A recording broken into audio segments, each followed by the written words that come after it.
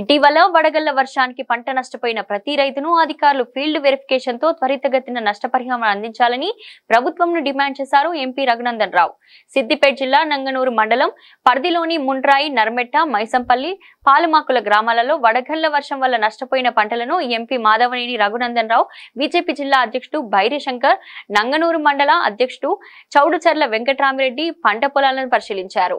ఈ సందర్భంగా మీడియాతో మాట్లాడుతూ ప్రతి రైతుకు కౌలు రైతుల విషయంలో సరైన నిర్ణయం తీసుకోవాలని సూచించారు. ఇందిరమ్మ రాజ్యం అంటే రైతులను ఇబ్బంది పెట్టడమేనా అని మండిపడ్డారు. రాళ్ల వర్షం అన్నదాతల్ని కుంగిపోయేలా చేసింది. అధికారులకి రాష్ట్ర ప్రభుత్వానికి మేము చేసేటువంటి డిమాండ్ ఏంటంటే ఏఓలు ఏఈఓలని ఫీల్డ్లకు పంపించి సర్వే నెంబరు రైతు వారిగా పూర్తి వివరాలని నిజాయితీగా సేకరించి ఒరిజినల్గా వ్యవసాయం చేస్తున్నటువంటి వ్యక్తి రైత కౌలు రైత అనేటువంటి విషయంలో ఒక స్పష్టతను తీసుకొని పంట నష్టపోయినటువంటి ప్రతి రైతు మళ్ళీ కౌలు రైతు రెండింటి మధ్యలో చాలా స్పష్టమైనటువంటి తేడా కనబడతా ఉంది. ఇప్పుడు ఫీల్డ్లకు పోయినప్పుడు కొన్ని చోట్ల కౌలు రైతులు కనబడతా ఉన్నారు. వాళ్ళే ఆరుగాలం కష్టపడ్డారు, చేతికి పంట వచ్చే సమయం లోపల వాళ్ళకి నష్టం జరుగుతుంది. ఈ రాష్ట్రంలో రేవంత్ రెడ్డి గారు అధికారంలోకి వచ్చిన తర్వాత చాలా చేస్తా అని చెప్పినాడు.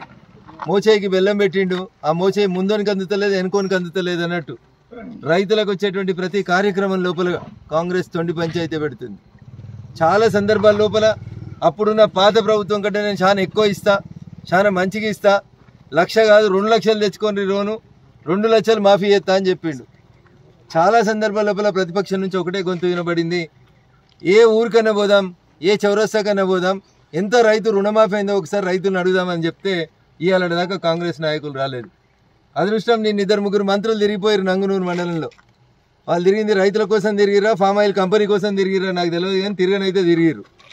తిరిగి ఒక మంత్రి అంటాడంట, ఏంది అంత తాలు వండిస్తున్నావు ఏంది అంటుండంట. బహుశా మంత్రికి వ్యవసాయం ఎట్లుంటుంది, రాళ్ల వాన పడ్డాక మంచి వడ్లు రాలిపోతాయి, పొల్లే మిగులుతుంది వరికి అనేది ఆ మాత్రం కూడా అవగాహన ఉన్నదా లేదా నాకు తెలియదు. కానీ రైతుల్ని అవమానపరిచే రీతి లోపల మాట్లాడడం అనేది బాధాకరమైన విషయం. నువ్వు నష్టపరిహారం ఈసారు అంటే నీ వరిని చూస్తే అంత పొల్లే కనబడుతుంది, ఇలా వడ్లే కనబడతలేవు అంటే రాళ్ల వాన పడ్డాక వడ్లు మిగులుతాయా? మిగిలేదే తాలు మిగులుతుంది. మిగిలిన తాలును ఉద్దేశించి తాలు వండిస్తున్నారు మీరు. దీంట్లో వడ్లే లేవు, పొల్లు ఉంది, సొల్లు ఉంది అంటే ఈ సొల్లు ముచ్చట్లు చెప్పేందుకు మంత్రులు ఎందుకు, మా కాంగ్రెస్ పాలన ఎందుకు? ఇందిరమ్మ రాజ్యం అంటే గిదేనా? రైతుల్ని గోసపెట్టడమేనా? అందుకని దయచేసి కాంగ్రెస్ పార్టీకి, ప్రభుత్వానికి, రేవంత్ రెడ్డి గారికి ఒకటే విజ్ఞప్తి. ఇప్పటిదాకా రైతులు అన్ని రకాలుగా నష్టం చేసినావు.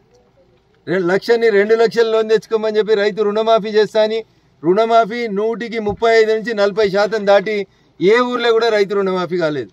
ఇందాక నేను ఒక చిన్న పల్లెటూరుకు పోయినా, మైసంపల్లి కొత్త గ్రామ పంచాయతీ అయింది నంగనూరు మండలం లోపల.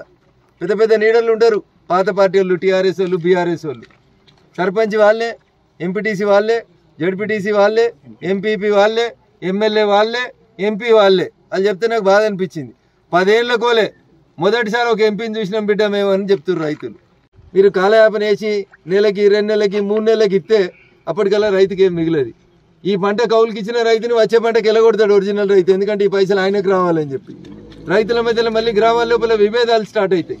అందుకని హార్టికల్చర్గా నష్టపోయినటువంటి రైతులకి, కూరగాయల రైతులకి, పండ్ల తోటల రైతులకి దాన్ని మీరు వెలగట్టలేరు. ఎకరానికి 10,000 ఇవ్వడం వల్ల వాళ్ళకి వచ్చేది ఏమి ఉండదు కూడా. అసలు దోసకాయ అమ్మితే ఎకరానికి ఎండాకాలంలో 2 లక్షలు సంపాదించుకుంటా బిడ్డ అని నేను రైతు కంటతడి పెడుతున్నాడు. అట్లాంటి వాళ్ళకి నష్టపరిహారాన్ని అంచనా వేసేటప్పుడు అగ్రికల్చర్ ఆఫీసర్స్, హార్టికల్చర్ ఆఫీసర్స్ కూడా జాగ్రత్తలు తీసుకొని ఏ పంట పండుతుంది, ఆ పంటకి నిజంగా రైతుకు వచ్చే లాభం ఎంత అనేది పూర్తిగా గ్రౌండ్ రియాలిటీ ప్రకారం అసెస్మెంట్ చేయండి. మీద తిరిగి మంత్రులు చెప్పినట్టు అంత చెట్లకి తాలే ఉన్నదంటే నేనేం చేయలేను. మరి దాన్ని చెట్టు అంటాడు ఆయన, వృక్షం అంటాడు నాకు తెలియదు మంత్రి. కానీ వరికి వాన పడ్డాక మిగిలేది తాలే మంత్రి గారు.